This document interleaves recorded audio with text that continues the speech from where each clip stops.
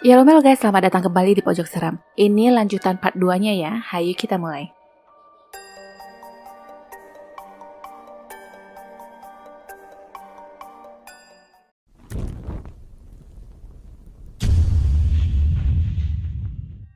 Nenek langsung melempar buku sketsa itu dan memarahi Pat, sedangkan Pat sendiri merasa tidak pernah menggambar gambar aneh tersebut.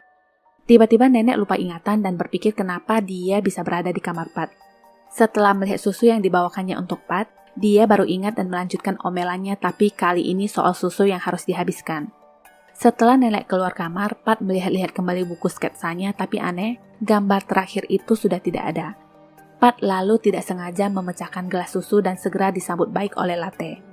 Besoknya, Pim diangkat secara resmi menjadi kapten tim, dan setelah itu dia mendamprat teman dekatnya yang bernama Peu yang menyelamatinya. Alasannya ternyata selama ini Peu adalah teman terburuk yang pernah ada, di mana dia jugalah yang mendukung Fem untuk menyebar video mandi tersebut dilihat dari chattingan mereka. Tidak hanya itu, Peu jugalah yang merekam video mandi Pim dan mengirimnya ke Fem. Karena sudah tertangkap basah, Peu pun tidak segan memperlihatkan warna aslinya, tapi dia salah set. Sekarang dia ketahuan dan berurusan dengan guru. Sepulangnya Pim, dia masih melihat kondisi adiknya yang masih belum membaik. Pat berkata dia ingin pulang karena rumah itu membuatnya sakit. Sebenarnya Pat sendiri terus melihat ke lubang itu karena dia merasa lubang itu terus memanggilnya. Setelah itu dia batuk darah dan Pim segera menelpon kakeknya yang sedang serius memperhatikan gerak-gerik pemuda tengil yang sudah menabrak Mai. Malam itu Pim dan Pat lagi-lagi terbangun mendengar suara aneh dari lubang tersebut. Pim melihat ke dalam lubang dan sekarang ada seorang pria yang sedang tidur di sofa, lalu hantu anak kecil itu pun merangkak keluar dari pintu. Lagi-lagi dia memuntahkan berliter-liter darah yang gak ada habis-habisnya. Sekarang mereka punya sebuah teori baru, di mana ruangan yang mereka lihat itu seperti ruangan di mana mereka berdiri sekarang. Jadi ini boleh dibilang mereka berada di tempat yang sama, hanya terpaut dimensi waktu yang berbeda. Kakek pulang dan bertanya kenapa sudah selarut ini mereka belum juga tidur. Terutama elu Pat, katanya sakit parah. Pim menanyakan kakeknya soal gadis yang pernah meninggal di rumah sebelah, dan kakek menjawab, jangan ngadi-ngadi kamu ya, gak ada yang pernah meninggal.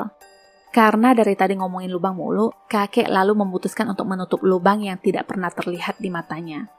Setelah itu kakek masuk ke kamarnya dan menyiapkan pistol, juga memakai kembali seragam kepolisiannya. Tak berapa lama, rak lemari yang dipindahkan di depan lubang roboh tanpa ada sebab yang jelas. Di tempat lain, kakek menghadang mobil Cayut yang sedang asik ngebut. Tanpa babi bu, kakek lalu mendorongnya yang pada saat itu petantang-petenteng. Kepalanya lalu dihantamkan ke setir di saat dia hendak mengambil pistol. Hal itu bertepatan dengan sadarnya Mai yang tiba-tiba di rumah sakit. Kembali lagi ke kakek, si bocah pun dihajar habis-habisan. Cayut masih berbesar mulut dengan berkata dia kebal hukum walaupun di saat-saat tidak berdaya. Kakek lalu menuangkan alkohol ke arahnya dan menyalakan lighter yang lalu membakar Cayut. Di rumah sakit, dokter menghubungi kakek tapi tidak diangkat.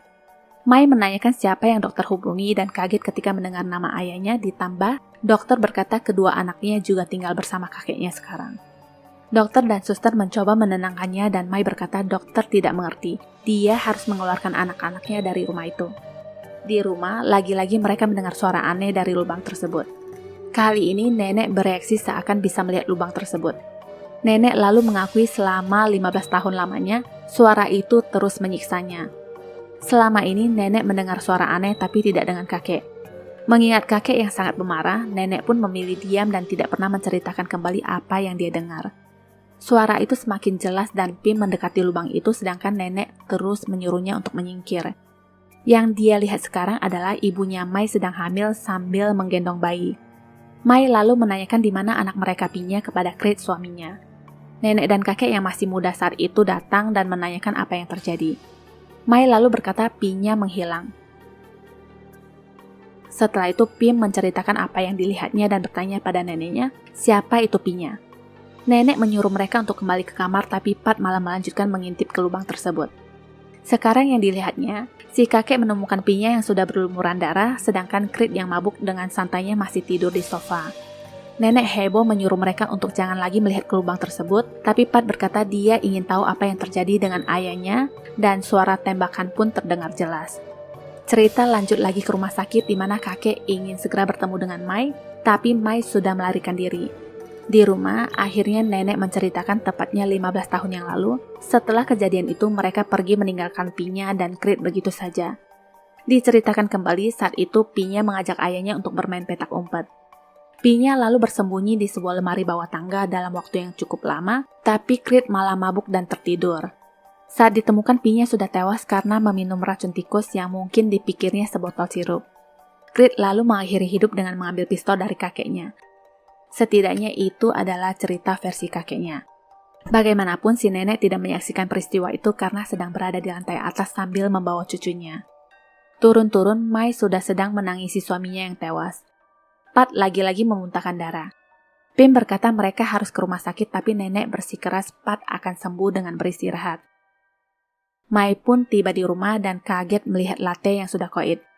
Di dalam rumah, nenek menyuguhkan susu untuk Pat dan memanggilnya dengan sebutan Pinya. Dia memaksa Pat untuk minum dan Mai datang tepat waktu.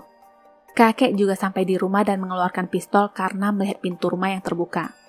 Mai berkata akan membawa anak-anaknya pulang, tapi nenek terus memohon agar tetap tinggal di sana. Di depan pintu mereka bertemu dengan kakek dan dengan tenang kakek menanyakan kenapa Mai kabur dari rumah sakit. Mai sendiri menanyakan kebenaran 15 tahun yang lalu tentang suaminya. Sebelum kakek menjawab, Pim dan Pat mengatakan mereka tahu tentang apa yang terjadi dengan ayah mereka dan Pinya. Pat tiba-tiba terbatuk-batuk lagi dan Pim mengatakan Pat sudah batuk berhari-hari tapi nenek tetap memaksanya untuk berada di rumah, ditambah nenek selalu memaksanya untuk minum susu.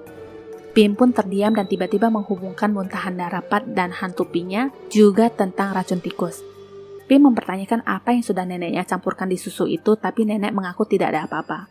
Pim lalu ingin meminumnya tapi nenek melarang keras. Setelah itu gelas susu tiba-tiba terlempar sendiri ke arah lubang dan nenek berhalusinasi melihat hantu Pinya yang berdiri di belakang Pim. Ceritanya dulu nenek selalu memberikan susu kepada Pinya dan terlihat membencinya. Cucu kesayangannya itu hanya Pim yang berfisik normal. Dari susu yang tumpah tadi membentuk seperti kucing latte yang mati dan Mai pun menanyakan apakah ibunya telah meracuni Pinya dan sekarang mau meracuni Pat. Kakek merasa ini terlalu tidak mungkin, mana ada nenek yang meracuni cucu sendiri tapi kenyataannya, menurut Mai 15 tahun yang lalu itu nenek juga ada di sana dan pura-pura tidak tahu. Jadi intinya, nenek tidak terima anaknya Mai yang sempurna memilih suami yang salah dan melahirkan anak cacat. Dia tidak suka melihat Pinya dan Pat yang cacat. Menurutnya, anak cacat adalah karma buruk dan dia berusaha menyingkirkan mereka. Untuk apa yang sudah terjadi, Mai berkata dia tidak akan menyalahkan siapa-siapa mengingat mereka adalah orang tua kandung. Tapi Mai mengingatkan kembali untuk tidak mengganggu mereka lagi atau dia akan mengungkap semua kejahatan mereka lalu berjalan pergi. Mereka kembali ke rumah dan Mai pun akhirnya menceritakan tentang ayah dan kakak mereka yang bernama Pinya. Ayah mereka adalah seorang seniman yang tidak pernah menceritakan masalahnya kepada siapapun dan larinya ke alkohol, tapi pada dasarnya Creed adalah pria yang sangat baik. Pinya juga anak baik yang selalu menjaga adiknya Pim sewaktu kecil. Sebuah pertanyaan menarik dari Pim, bagaimana jika yang mereka ketahui itu bukanlah hal yang sesungguhnya terjadi, di mana terkadang kita hanya mengetahui sebagian kecil dari seluruh kejadian. Lubang itu selalu ada padahal kakek mereka sudah berusaha untuk menutupinya. Mai sendiri tidak pernah melihat ke dalam lubang tersebut, tapi ibunya selalu terganggu dengan suara tembakan itu setiap malam dan selalu histeris. Saat itu juga kakek mendapatkan telepon dari kepolisian yang menanyakan keberadaannya di saat Chayut terbunuh. Dia diminta ke kantor polisi untuk menanyakan beberapa pertanyaan, di mana polisi berkata mendapatkan bukti foto-foto dari kamera dashboard. Awalnya kakek menolak, tapi temannya mengingatkan bahwa dia juga sudah pernah membantunya dulu dalam kasus kematian menantunya. Polisi juga berkata sebenarnya Chayut juga berkata jujur. Jadi, kejadian di malam tabrakan itu memang bukan dia yang membawa mobil, melainkan temannya. Nenek yang masih histeris semakin menggila di lantai bawah dan merasa ada yang menggedor-gedor dari balik lemari bawah tangga. Dia lalu membuka pintu dan melihat hantu Pinya di dalam. Pinya meminta susu padanya dan minta gendong. Hantu itu lalu menyemburkan darah ke nenek. Kakek yang mendengar suara teriakan nenek lalu turun dan melihat istrinya yang sudah kejang-kejang. Ternyata nenek baru saja meminum racun tikus dan tiba-tiba badannya kretek-kretek lalu berubah menjadi Creed. Hantu itu bertanya kenapa kakek membunuhnya. Kakek pun segera melepaskan tembakan yang ternyata menewaskan istrinya sendiri. Karena kejadian itu, kakek pun mengakhiri hidup. Yang sebenarnya terjadi adalah saat Pi-nya masuk ke lemari, neneklah yang mengunci pintu lemari itu, tapi dia sendiri sebenarnya tidak tahu bahwa anak itu ada di dalam. Creed yang udah tepar tidak mendengar suara teriakan anaknya. Setelah Pi-nya ditemukan, kakek menyuruh nenek membawa cucunya ke atas. Kakek yang sudah kesal menjambak Creed dan menuangkan alkohol ke wajahnya. Tapi kebenaran yang sesungguhnya adalah Mai yang telah menembak suaminya sendiri. Setelah itu, kakek segera menaruh pistolnya ke tangan Creed untuk menyelamatkan Mai. Tak berapa lama, Mai sadar dan menangisi suaminya, lalu melupakan bahwa dialah yang menembak. Nah, sekarang dia duduk bersolek dengan senyuman di wajahnya. Pim sendiri selalu ditemani arwah kakaknya sampai sekarang. Tamat. Terkadang sebuah kebenaran seperti lubang kecil yang tersamarkan dalam kegelapan yang padahal selalu di sana tapi kita tidak bisa melihatnya. Kenyataan bahwa terkadang sesuatu memang tidak terlihat sepertinya. Terima kasih sudah menyaksikan shortcut film ini. Jangan lupa subscribe, like, and share, juga menyalakan lonceng notifikasi untuk updatean film menarik lainnya ya. Sampai jumpa!